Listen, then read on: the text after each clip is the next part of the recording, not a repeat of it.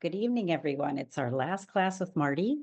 And on behalf of Ella, I would like to thank our instructor, Marty, who has been so great. And I know I have a lot of takeaways from this course, and I'm sure you would too. So thank you so much, Marty, for sharing all of your knowledge with us. And I just want to remind everyone as well that if you log into your Ella page, go down to this course, you will find an evaluation that you could fill out. And we'd really appreciate that at Ella. It gives us a lot of good feedback, especially if we'd like Marty to come back and teach us another course. So thanks again, Marty. All right. Thank you, Barb. And hello, everybody. Thank you for joining me. Well, most of you, thank you for joining me. Those of you who are watching this recording, thanks for picking up the recording. It is, just give me a second. Yes, it is recording. It's recording. It's the one thing that I needed to do. It was on my checklist, written in big capital letters. Marty, hit record. And so we are recording. This will go on my YouTube channel. I will send the link to the Ella page. And so if you go to your Ella profile, look for my course, you'll see a little message there with the link to my YouTube channel. I think if I'm able to do it tonight, I will put it all together and have it ready for tomorrow morning. So for those of you who are watching the recording, great. And for those of you who are watching this live, you can sit back and relax. You don't have to take notes because everything's going to be recorded. So I see people with their iPhones taking pictures of the screen now. You don't actually have to do that. You can actually just sit back and enjoy the ride. Or you can watch the hockey game while I'm talking. Either way, this is our final class together. And it's probably the one that a lot of people are curious about, and that's the business of publishing. Now, I'm going to be talking about the two main streams that you may pursue if you want to get your books published. One is the traditional route, where you're going to go with an established publishing house that will hopefully put your book out and market it and turn it into a bestseller. The other stream that you could pursue is indie publishing, which is basically where you're going to do everything yourself. In the past, it was referred to as self-publishing. Before that, it was called vanity publishing. They're all essentially the same thing, where the author is the publisher and they put their own work out. In the past, when it was called vanity publishing, and to some small extent when it was called self-publishing, it had a bit of a stigma about it. But now, thanks to technology and actually access to a lot more resources, indie publishing is, I would say, it's elevated.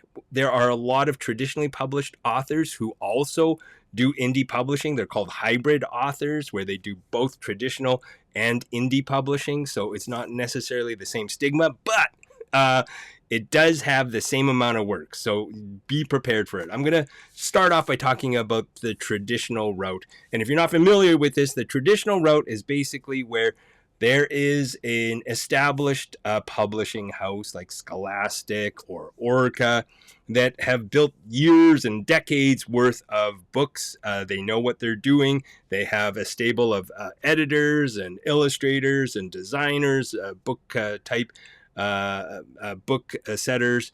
They have relationships with printers, distributors, booksellers. Their titles are sometimes put up or nominated for awards, and they win them. So they're traditional in the sense that they've been around the block.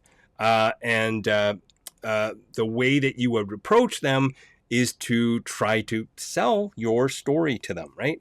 And when you're trying to sell your story to a traditional publisher, this involves the query letter. Now, the query letter is basically your pitch to the publisher. It could be to the editor who works at the publishing house. It could also be to an agent. But basically, a query letter is a one-page introduction of yourself and your qualifications to be the writer of the particular story that you're submitting. And it also captures your story. Now, notice here I say it's a one-page introduction. And this is important because if you are able to capture the information within a page, it's a bit of an audition for the for you, right? It's one of those things where if the editor, if the agent, or the publisher can see that you can deliver a clear, succinct description of yourself and your story in under a page, it means, okay, they might be able to tell decent, concise stories. So keep this in mind. One page introduction. All right. Another thing to think about this is that it is a sales pitch, right? It is your attempt to let the editor, the agent, or the publisher know why your story should be chosen out of all the other stories that are out there. And something that I want you to keep in mind is I know we all sort of fall under the illusion that a great story will sell itself, and a great story does. But keep in mind that there are hundreds, sometimes thousands of other would-be authors around the world who have also come up with great stories. So it's not enough. You want to have a story that will grab the publisher's attention and make them feel like it's relevant and something that is going to be marketable. And so you do have to be aware that when you are pitching your story, you are trying to say this story is something that people need today. It is something that is fresh. It is something that's original, but at the same time, it is something that will connect to our audience, namely our kids. Within that query letter, you also want to give a bio of your writing credits so that you establish a sense of credibility with the publisher. So if you have written and published short stories, you probably want to make reference to those. If you are an expert in the topic that you're approaching or the theme of that particular book, if you're, let's say, a child psychologist and you're talking about bullying, that's something that I would put into my bio. So it doesn't necessarily have to be published credits. It has to be something where it establishes your credibility as an expert in the subject matter that you're dealing with. Now, keep in mind that expertise does not mean, my friends read the manuscript and they really like it. Okay, so try to avoid doing those kind of testimonials from people that the publisher doesn't know. So you're trying to establish real credits in terms of published work or some kind of expertise in the field that you're working in. Okay, now, the other thing to bear in mind is it's trying to establish not only like what your ability is as a storyteller, but also your understanding of the industry. And this one, a lot of people forget about how important this is. And it's the little things that make a huge difference when we're talking about a nod to the understanding of the industry. And I'll give you an example of this. Okay, spelling the editor's name properly. If you can't spell their name properly, that shows a very limited understanding of the industry. So know the spelling of the editor that you're submitting to. Also know that they're still working there, right? Because sometimes we get information. Sometimes we go through the writer's catalog or the writer's book that has a directory of all the publishing houses. Now, publishers, editors, agents, they move around. In fact, my agent of the last 6 years has just moved to a different publishing house, right? And they just put the announcement out in the trades about 2 weeks ago, right? And so if you were going off of old information from the website for my agency, you might see the name of my agent still on there because website masters may not pull that information off quickly. And so you might be under the mistaken assumption that I'm going to send this email or this cover letter or this query letter to this agent. And it turns out they're not there. And you'll get a very kind form letter that says this agent is no longer here. And so you've wasted your time, but you've also sent a signal that you haven't done your research of that particular agency. And I know you're going to ask, well, how do I do my research? I know that other people in the industry will say, never, ever call a publishing house, right? Do not do that. They'll be flooded with phone calls. But I always say, if you're making a phone call, you're talking to the receptionist, the admin assistant.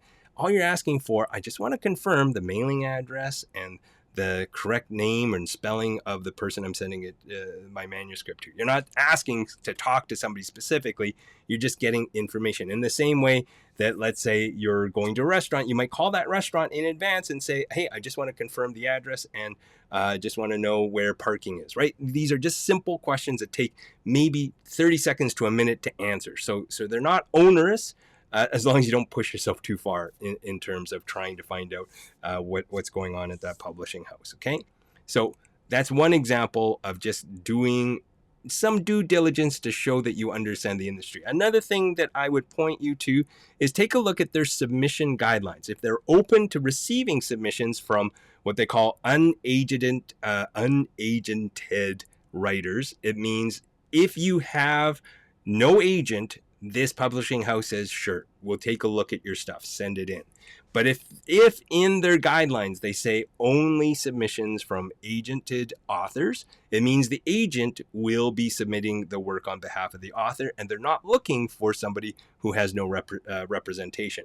And the reason for this is really simple. There are a lot of manuscripts that come over the transom and land on publishers' desks. So they want to find a way to shorten the pile. And one of the ways they do that is they go, well, if an agent submits it, it probably means they've screened a lot of other authors, and what they're presenting to us is something that they believe is of quality and of something that's relevant to our particular publishing house. And of course, the agent needs to do their due diligence as well to go, yeah, this author has found has written a perfect story for this particular publishing house. So in some ways, an agent helps you narrow down like where you're sending your book to, because I know that, well, I know this from when I started out. When I wrote my manuscript, I just sent it out to everybody, right, thinking everybody's going to want this. And then as I started to understand the industry better, I realized that there are publishing houses with a certain mandate, a certain push, right? They're going to be looking for certain types of stories. And if you take a look at their catalog, right, and read some of the books in their catalog, usually within the last 2 or 3 years. Don't read something that's 15 years ago, because again, publishers will change mandates. But if you look at their work, their catalog within the last 2 or 3 years, you'll get a sense of the kind of stories that they're looking for. And that will help you better decide whether the publisher that you've got on your list is the one that you want to send to. So again, I mean, this is a really on the nose version, right? But if you send your dystopian teen fiction novel to a publishing house that only does developmental picture books, they're probably going to say this writer didn't do their research, right? So these are just very simple ways that you can establish your credibility and your understanding of the industry just by taking a look at, number one, the publisher's website, follow it up with a phone call to make sure you're sending stuff to the right people. But before you even make those calls, take a look at the books that they publish. And yeah, Rusty's got a great comment right over here. Be a student of the industry, right? So you study it as much as you do your research when you're working on your manuscripts. Doing that can save you a lot of grief when you're putting your stuff together. And, oh, what's going on here? Sorry. Sorry. So I'm a bit squirrely today. I just saw a notification up there. Okay. So as I was saying, you want to be able to present yourself as somebody who is credible, and knowing what the industry is like really helps to establish yourself. Okay. And then one final point on this particular slide is the query letter is an example of your voice, of your creativity and your ability. So how you tell a story is going to be captured in the query letter. So for example, if you are submitting a humor piece, a comedy, you might want to capture that tone in your query letter. If you are writing, let's say, a thriller or a dramatic story, probably not a time to make jokes, right? You want the query letter to best sum up your persona as a writer in relation to the book that you're submitting. So that is a way to sort of build. I know there's a lot of things that are built into that query letter, and you can get a little overwhelmed by the number of things that you need to do. But I always say keep it simple. Like if you remember way back, I think it was like class 4, we were talked about premises, right? Trying to think of the 1 sentence or 2 sentence pitch for your story. Well, now that comes in handy with your query letter, right? So if you know what your story is about in 1 or 2 sentences, guess what? You have a lot more space to play around with in terms of trying to establish your credibility. Now, keep in mind that when you're pulling all of this together, it's basically a story that you're trying to tell the publisher. It's the story of you and why you're an incredible author for this particular story. So think about it in the same way that you would think about approaching winning over a reader. In fact, this would be your first reader, right? The potential editor who may take a look at your work. So that is the query letter. If you have any questions, post them in chat. But I want to take a step backward and just talk a little bit about some things to consider before you even submit the query letter. Okay, so before the query letter, here are some things that can help you out. All right. Now, first of all, check the guidelines in the writer's market. This, for those you're not familiar with what the writer's market is, it used to be a big tome of the different publishers in North America that published all kinds of genres, not just kids fiction. They did adult fiction, they did mysteries, science fiction, fantasy. And so it was a huge book that came out, I think, once when I was breaking in, it came out once every year. I think it's now, no, I think it was once every 2 years. I think it's every year now. Anyway, they've now gone online with this, and of course you have to pay to get access to it, but it does give you a starting point of the publishers that are out there and still publishing work, okay? Now, once you get that, that's your starting point, and from there, you make yourself a list of potential publishers who you think might be interested in your work. Now, you're just developing a list right now. This is not like I'm going to send my query letter to these publishers. You're just developing a short list of the kinds of publishers that you think might be appropriate for the book that you're trying to sell. Next step is what I referred to a little earlier when I was talking about the query letter. Take a look at the publisher's catalog. In 2025, it's very easy to find their catalog. They put it on their website, right? So you just go and look at what they've published.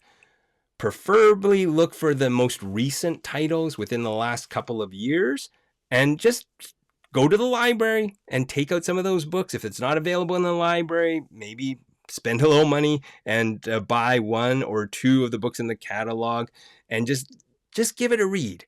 And the reason why I say give it a read, because not every publisher puts out the same quality of work.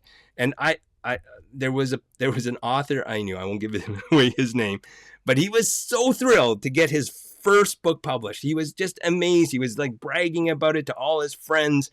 And then when the book came out, he kind of hung his head in shame and barely said anything about what happened to my screen there? Okay, there we go. So he barely talked about the book because the publisher didn't do the greatest job. The cover wasn't amazing, and it was just one of those things where, just give me a second here. All right, for those of you watching the recording, you're seeing the mistakes happening in real time. Okay, there we go. All right, so he was embarrassed because the quality of the publishing, the printing of the book, was not up to what he was hoping it would be.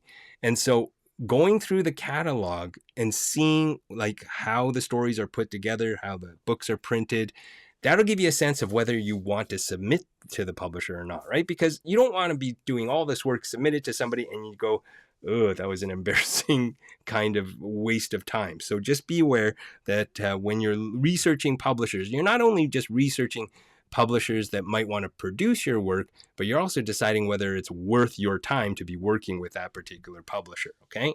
All right. Now, if you're lucky, and I should sort of back up a little bit.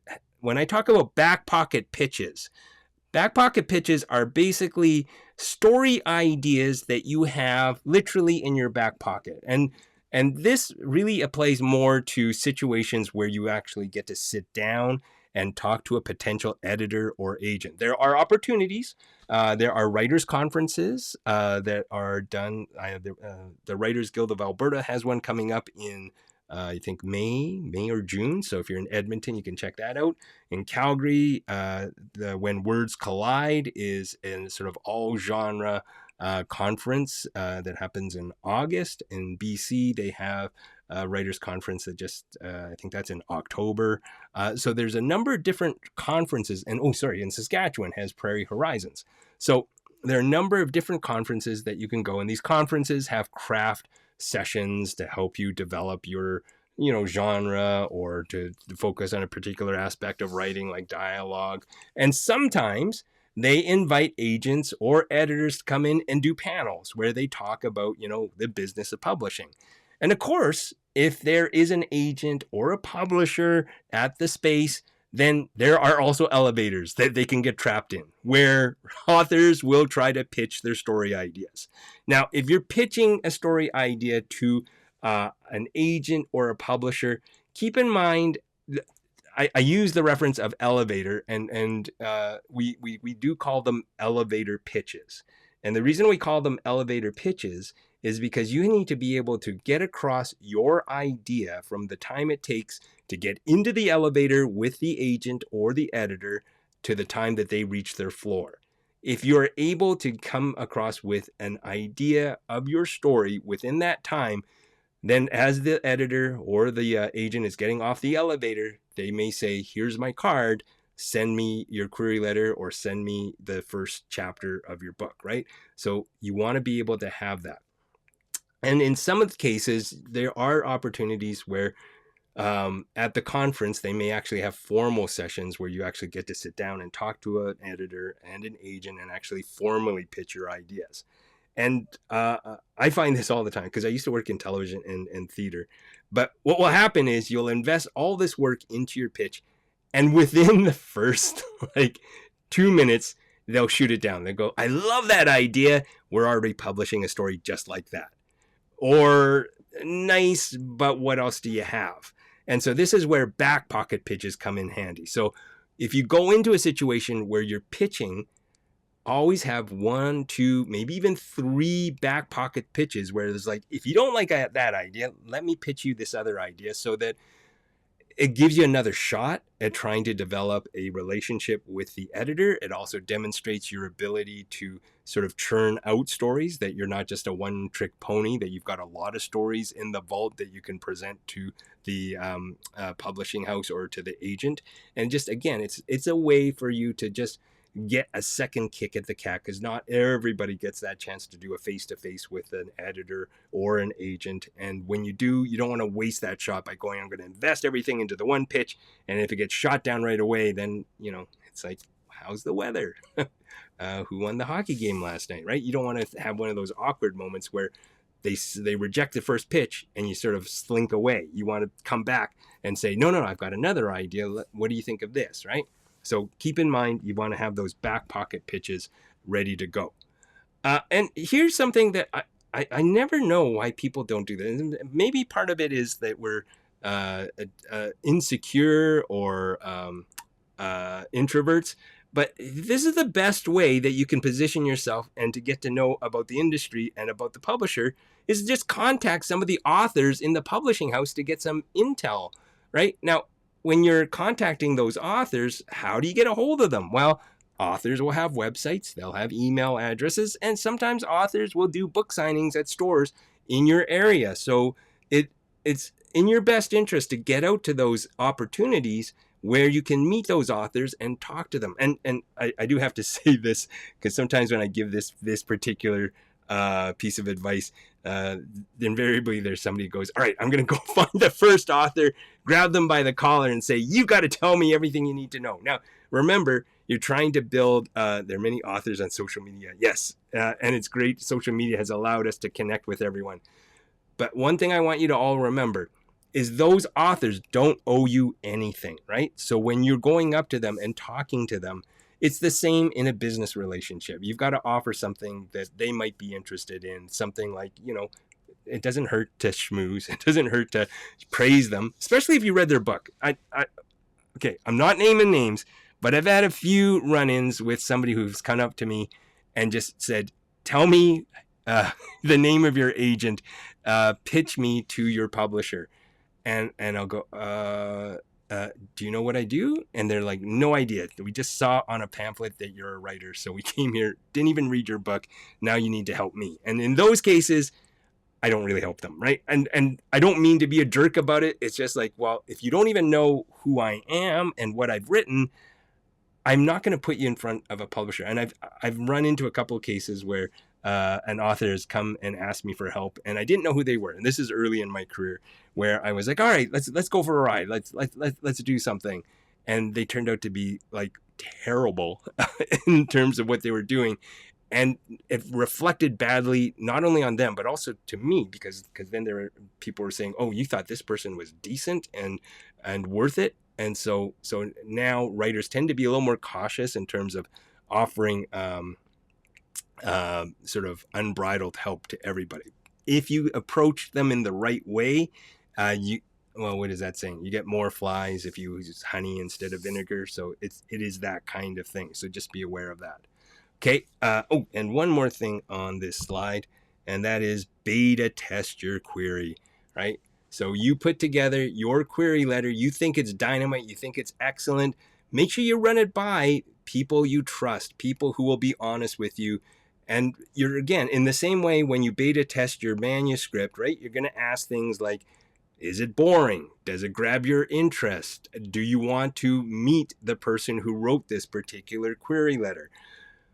If you get negative feedback on your query letter, that means you go back to the drawing board and reshape it, retool it, try to find a way that you can write your query letter in a way that grabs the reader's interest and makes them want to know more. And the big thing here is I often find that when you're beta testing your query, a lot of things that are important are just capturing your sensibility, your voice, right? Because I've seen a lot of query letters where you can tell that they've got one of those how to query books, because it starts off with dear publisher, blah blah blah blah, I'm a writer, right? It goes through very generic details about like who the person is. I'm submitting a story, right?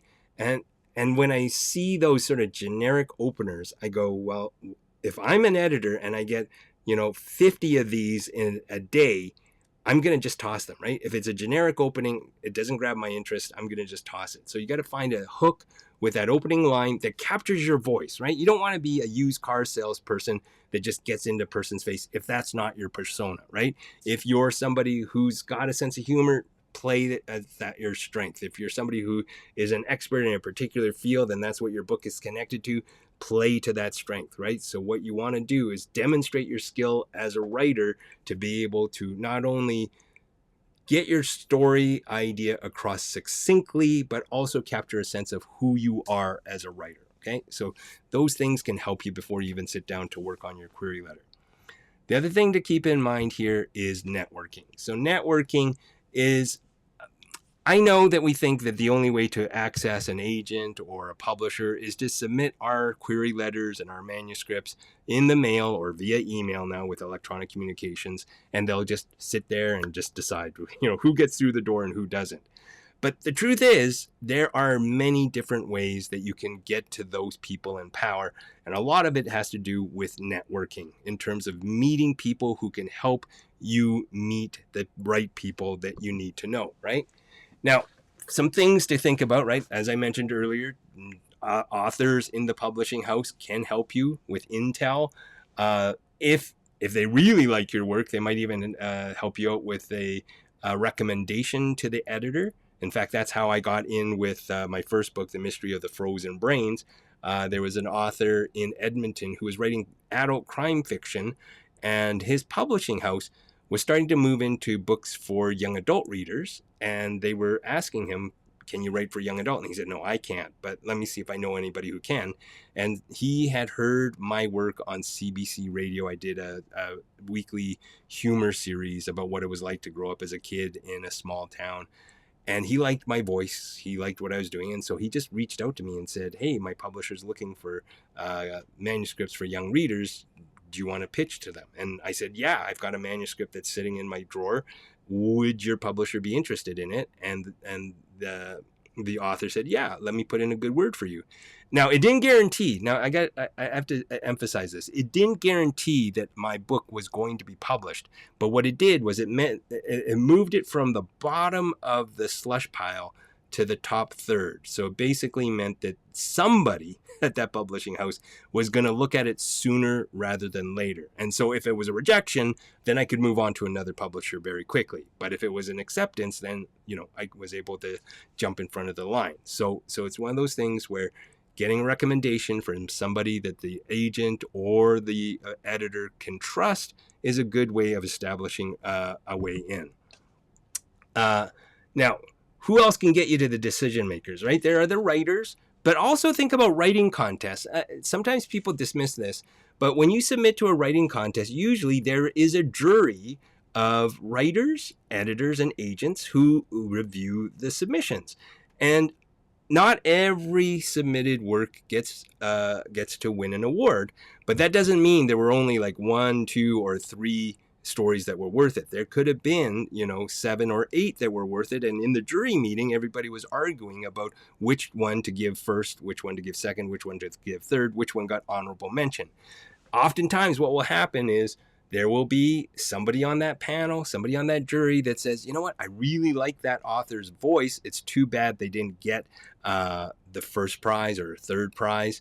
But they're going to file your name away and go, if I see work from that person, I'm going to pay more attention to them. So this is what I would do, right? They do publish, they do print the names of the jurors in writing contests. If you happen to have submitted, and even if you didn't win, at least you've got the names of the people and you can reach out.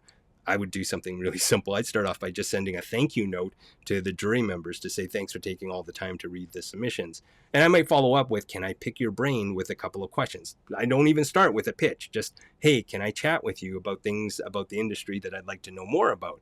And that's a way to sort of ease into creating a rapport with somebody who potentially can help you down the line. So think about that when you're networking, that it's not always I'm going after the prize. It's trying to figure out how to develop a rapport or a relationship with the people who could possibly help you down the line, or you could help them down the line. In fact, if you think of it within your own writing group, like if you have a critique circle, right, that at some point 1, 2, 3 of those people may get published, right? And if you develop a rapport with them on ground level when everybody was just starting out, guess what? They're going to be more likely to help you because they know who you are. So don't dismiss the people in a critique group as people who are just, non-writers. They're there, and at a certain point they'll be in a position where they could help you, and you could be in a position where you get to help them, right? So keep that in mind. A writing circle may be a place to find people who you can network with. Now, I alluded to this earlier. No one owes you anything. So this is my reminder to be P positive when you're approaching the people that you want to help you. And keep in mind that you're not the only person who's vying for attention, right?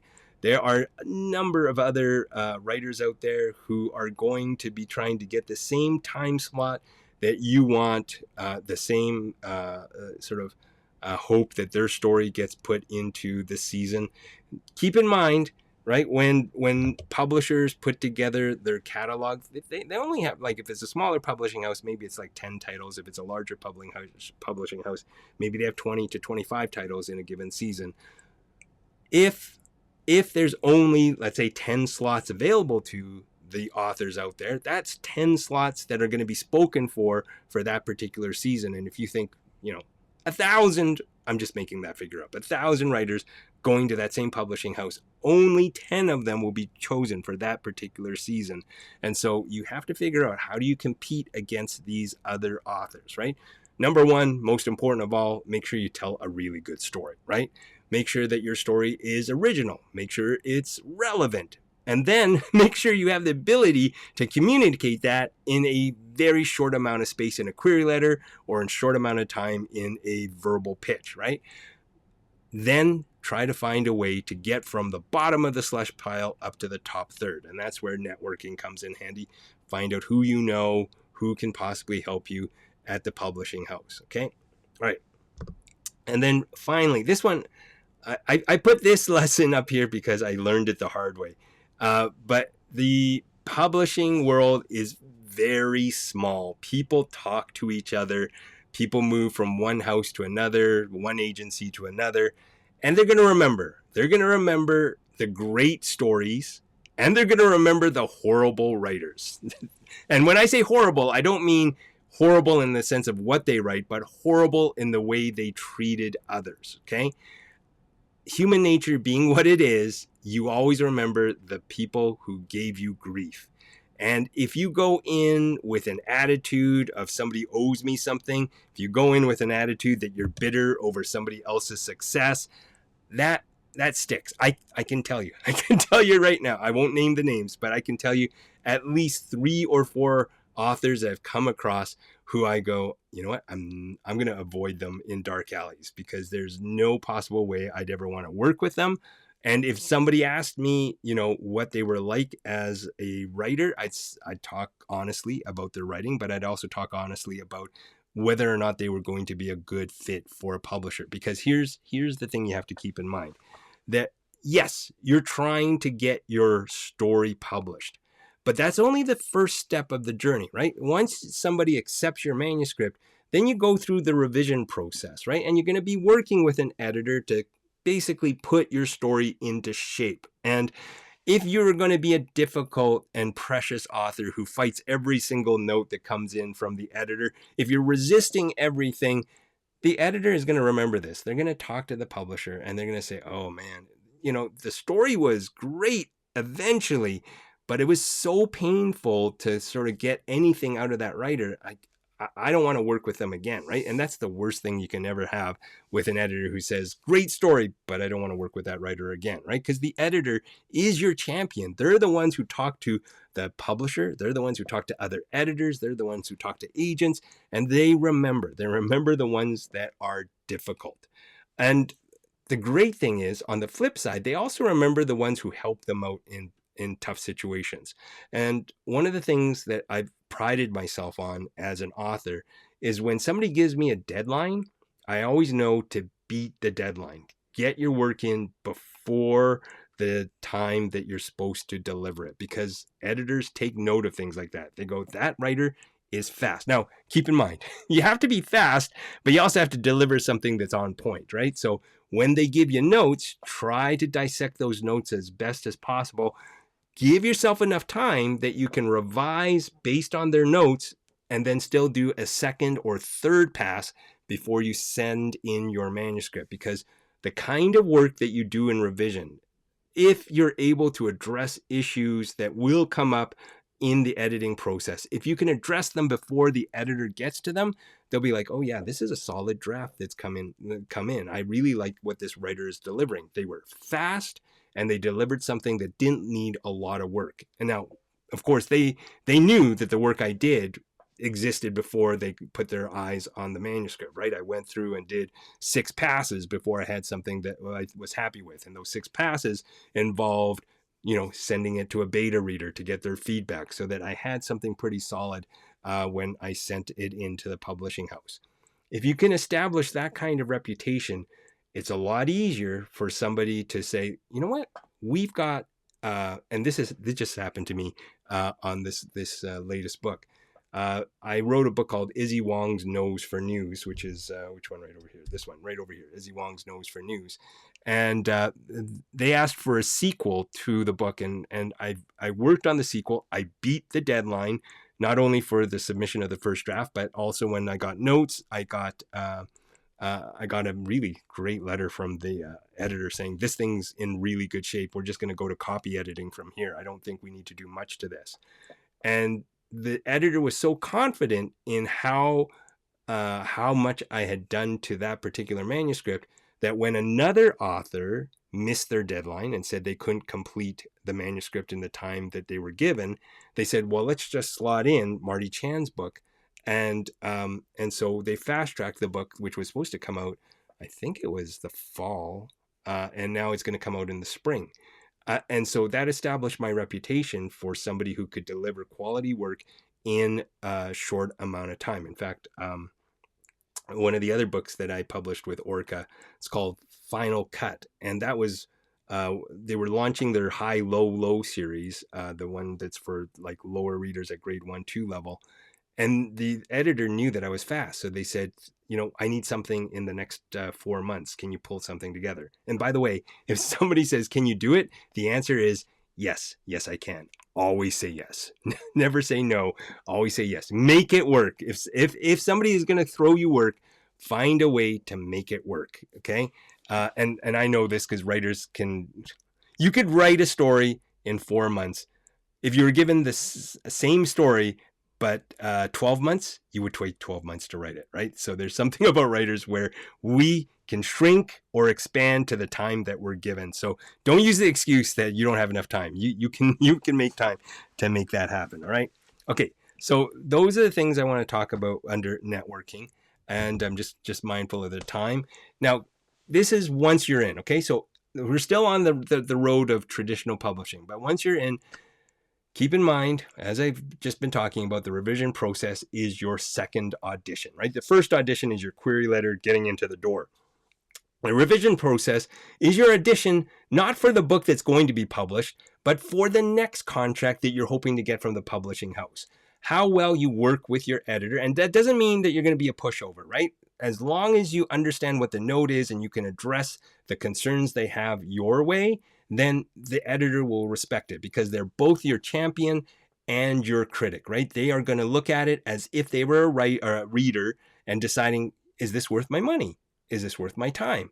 And if there are sections in there that don't seem to hold their interest, really pay attention to those, right? Because if you remember when I was talking about my beta reader, right? Is it boring? That was a big thing that I'm always worried about is my story boring at any point? And if it is, I'm going to find a way to beef it up. And remember that the notes that come in from your editor, they're there to help the story become a better story. They're not there for your ego. In fact, the editor doesn't care about your ego. They care more about your story. So if you can develop a thick skin and realize that when somebody's giving you notes, they're not criticizing you as a writer. They're just basically looking at the story that you've created and trying to shape it, right?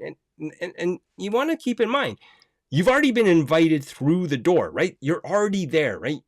To prove yourself that you're worth staying, listen to what they have and try to figure out a way to make your story better rather than stick to your guns and go, no, I came up with this idea and I'm not changing it because, and this is the important thing. If you don't have a good reason for why you refuse to change things, that's something that the editor is going to remember. That's what puts you into the category of being a difficult author. Now, the other thing you want to keep in mind is that once you've gone through the revision process and they're ready to print the book, your job's not done. You now need to be prepared to sell your book. And in fact, at a lot of publishing houses now, they will send you a questionnaire to ask you, like, what is your book like? Who do you think is the market for this? Do you have any contacts in the media that we could send your work to? So they're actually relying on your level of connections with people who might be able to sell your book. And now with social media, it could be book bloggers, it could be YouTubers, it could be, what is it, book Twitter? No, book talk. That's what it is, book talk on TikTok. There is a trend of people who talk about books in like 7-second bites. I don't know quite how it works. I've seen TikTok. I don't understand it, and I know that I will never understand it. So I'm not going to be involved in that particular field. And but bringing that up as ooh, okay, all right, what was that about? All right, bringing that up just as a little side note, when it comes to social media, I know that your agent, that your publisher, your editor, and sometimes fellow authors will insist that you have to create a social media presence. I believe it's important, but it has to be authentic because social media is not just simply about promotion. It's about building relationships. And if you're comfortable building online connections with particular fans or fellow authors or trying to build a community, then yeah, go for it. Like try to figure out which platform you want to go to. I would avoid X or Twitter because that's become a bit of a cesspool. But Blue Sky is the new social media platform where a lot of kids writers are gravitating toward. And so you might want to check out Blue Sky and see what's there. Facebook.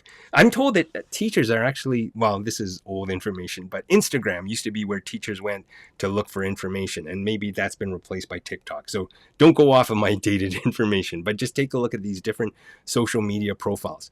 But keep in mind that everything that you do when it comes to marketing your work is time taken out of your life, right? Time that you could be with your family, with your friends, time that you could be using to write your next novel.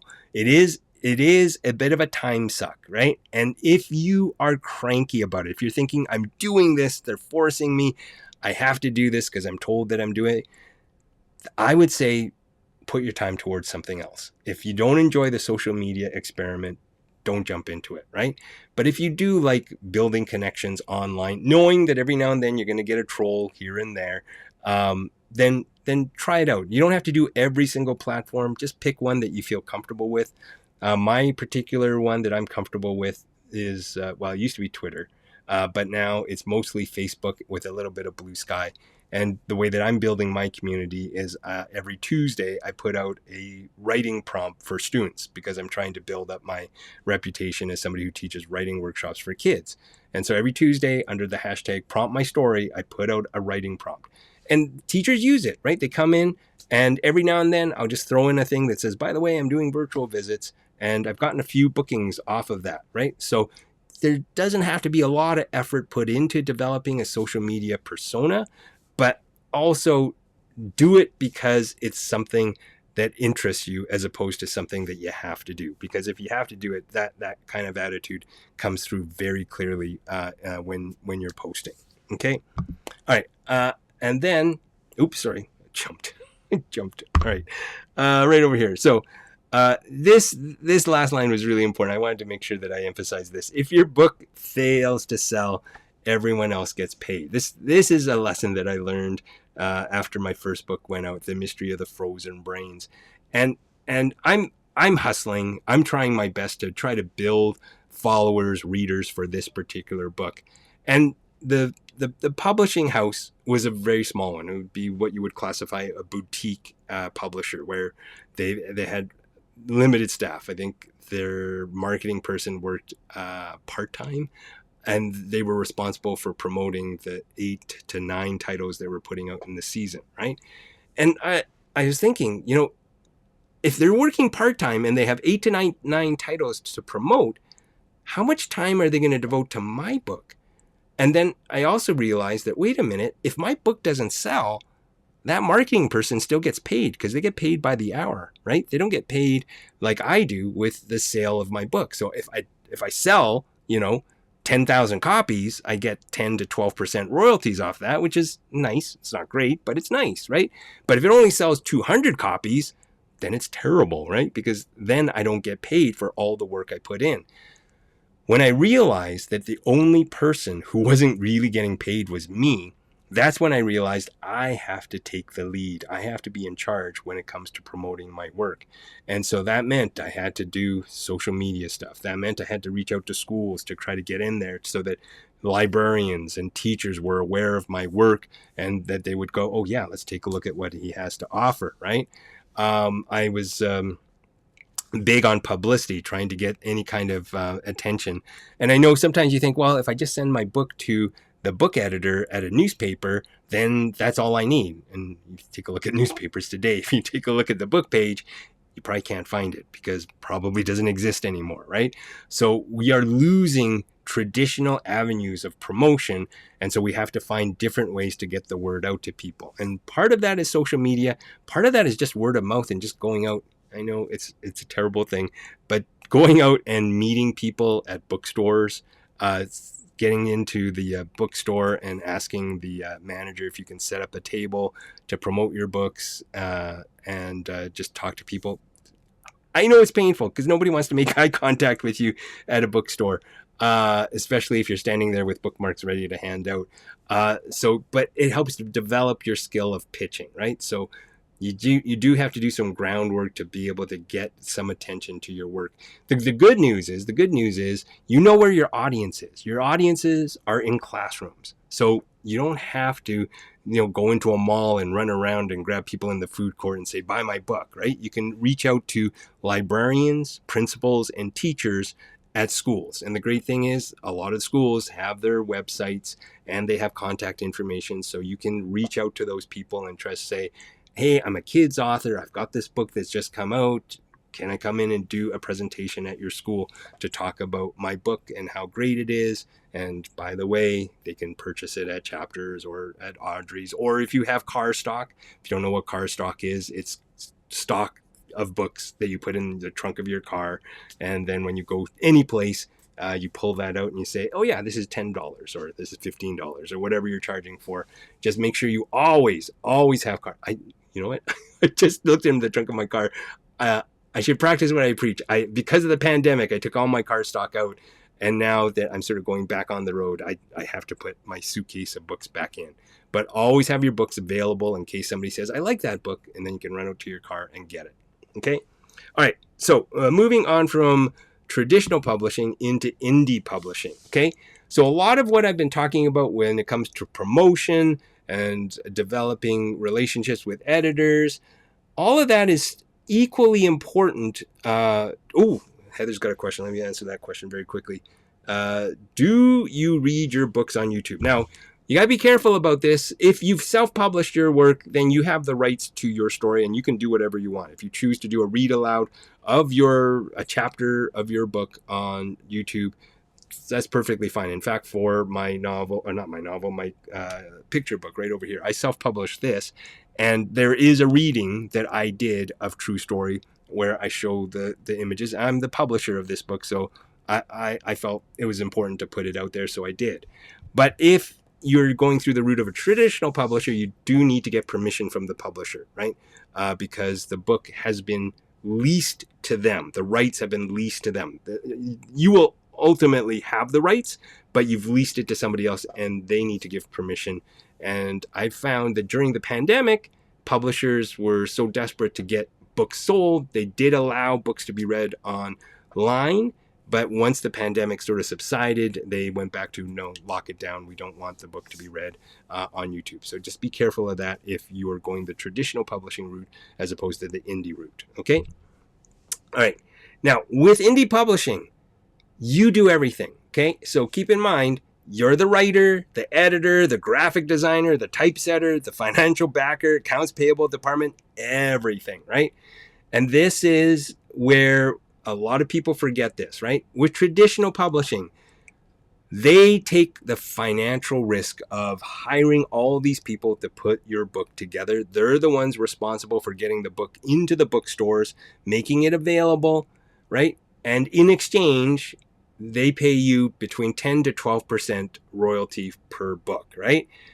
Now, you think, oh, they're going to take 80% of the sale of the book. But the other thing you have to keep in mind is when they sell the book to the bookstore doesn't want to pay full price for it because they want to make a profit. So the bookstore gets the book at a 40 to 45% discount, right? So the publisher has to pay everything off of 55% of the book sale. And they have to worry about things like distribution. Where does it get warehoused? So they do have to pay a warehousing fee to keep the books in a warehouse so that it can be sent out to the bookstores that want it, right? So as an indie publisher, you have to take on all these risks. And you also have to be responsible for distribution of the books. So if you've got a hard copy, and when I say hard copy, I don't mean hardback. I mean, like if you have a physical copy of the book, how do you get it into stores? Now, if it's a traditional publisher, they have an arrangement, a deal with a distribution center that connects with the bookstores. The bookstores know if I go to a particular distribution center, I can order the books, they'll ship it to me in a timely fashion, and I can have them on display.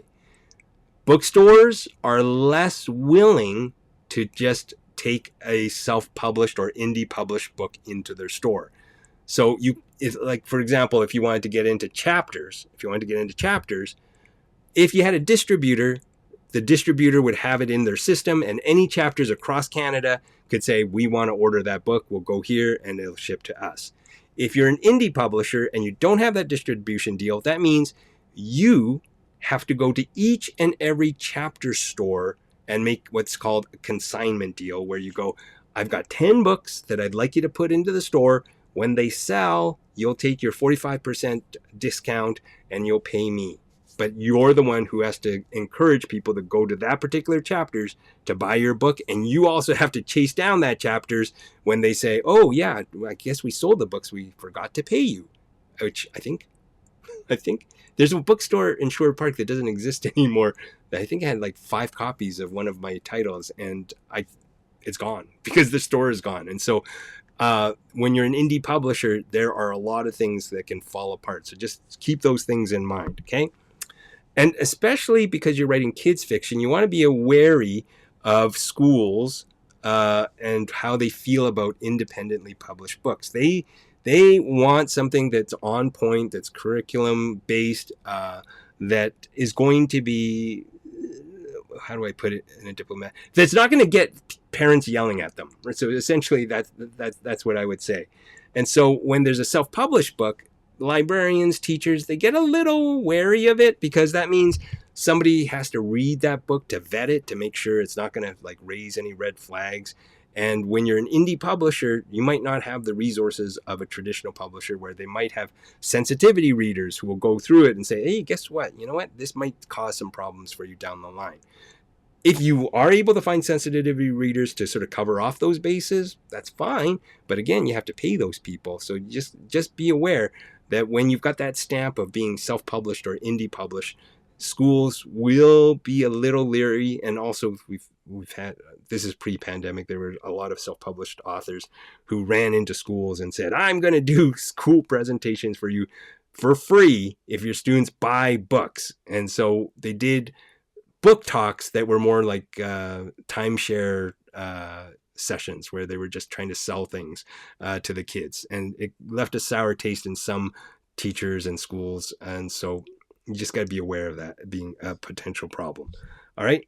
And then finally, with indie publishing, you do want to establish your expertise in the subject matter, right? So what I mean by this is that if you're writing a book and publishing it, you do want to make sure that when you're putting it out to the general public, you want to establish yourself as an expert in that particular topic, because you won't have the track record of, let's say, a Gordon Korman or an Eric Walters or a Marcia Skripchuk for teachers to go, oh yeah, we know what they've written, that's great. So the way that you overcome that is to say, I've written a book about bullying and I happen to be a child psychologist and I can tell you all about bullying. Or I've written about butterflies and I just happen to be, the eminent expert on butterfly collections, right? So whatever it is, as an indie publisher, you do want to establish that level of credibility in the subject matter that you're promoting. All right, only got a couple of minutes left, so very quickly, things I wish I knew when I started out. Okay, so this is the one. So thankfully, I'm recording this. So if we get cut off at that hour point, this will all be here. Okay, so I know that sometimes you think, oh, I found a publisher, they're going to charge me $500 and they'll put my book out. That is not a publisher, okay? Publishers in the traditional sense of the word do not make their money off the authors paying them. They make their money off the sales of the book. So if you have approached a person or an agency that claims to be a publishing house and that they want you to pay X amount of dollars to publish the book, they are not a publisher. They are what you would call sort of a hybrid or printing company, where basically they're offering services to authors. And some services might include editing, some of them might include book design or cover illustration, but that is not a traditional publisher, which is important to make a distinction, right? Because I don't want people leaving here tonight and going, yeah, Marty Chan said if I find a publisher, I just have to pay them some money. So don't mistake those agencies. I'm not saying they're bad agencies. I'm just saying they're not a traditional publisher. If you're going to go down the indie route and you found an agency that says, hey, if you don't want to deal with the headaches of editing or printing your book, we can take care of that, then that's something that you can decide for yourselves. Okay. Remember, kid readers follow characters and stories, not necessarily authors. So that's something that you got to keep in mind, that every book that you put out, if you switch genres, their kids aren't necessarily going to follow you. So they really do cling to characters in stories. Oh, Linda's got a question. What is the cost of self-publishing? Well, the cost of self-publishing can vary depending on the number of books that you want to print, right? So you can do a small print run, like under 100 books, and you'll have to pay for upfront for the typesetting, the graphic design, all of that. So that will be a heavy outlay that could cost you anywhere from $3,000 to $5,000, unless you're doing a picture book, in which case it would be a lot more expensive. And then from there, the print run will be sort of whatever it costs per book. It could be $3 per book. It could be $2 per book. It could be $1.15 per book if you print a lot of copies. And traditional publishers, generally, I just talked to Orca about this, they generally publish or print between 3,000 copies and 10,000 copies. So that's the general print run that they have. And so as an indie publisher, you would have to take a look at the cost for 3,000 books, 5,000 books, 8,000 books, 10,000 books, and I'll give you a ballpark of what it would cost to print the books. You can also go through ebooks, so you might not have to worry about hard costs in terms of printing, but that's something that you have to. How do I put it? That going down the ebook route, there's a whole different marketing hat that you have to put on to reach out to audiences. I just talked to a fellow who is a hybrid author. He's traditionally published books and he also indie publishes online. And he says the audience, the readers for ebooks are different, that they really like a certain trend. And right now he says the trends are dragons. So you've got something with dragons. And the weird thing is, they like the same look on a cover of a book because it makes it feel like they're reading the same book that they loved. And so it's weird in the sense of the things you have to do. That there can be a whole workshop or whole course on that particular thing on ebook. So I'm not going to dig too far into it. Just to say, be mindful of the kind of marketing that you'll have to do with ebooks. It will be slightly different than promoting sort of physical books. Okay. All right. So the other thing is a good book cover is worth 1,000 sales. So if you're going to spend money as an indie publisher, just remember you want a decent cover, because here is the cover for my very first book, The Mystery of the Frozen Brains, which a lot of kids loved and it sold a lot of copies. But this wasn't the original cover. This is the original cover of The Mystery of the Frozen Brains, which booksellers said once we read the story, people really liked it. But nobody wanted to pick that book up in the store because it was bland, it was gray, and we had no idea what it was about. And so that was a hard lesson learned. And the reason why I have the second cover is because I said to my publisher, I will buy the entire run of the books of this cover right here if you go into the second printing with a different cover. And the publisher said, yeah, sure. Okay, if you can sell that many books, I took a bath on it. I paid enough to buy the book, and I started giving it away as prizes.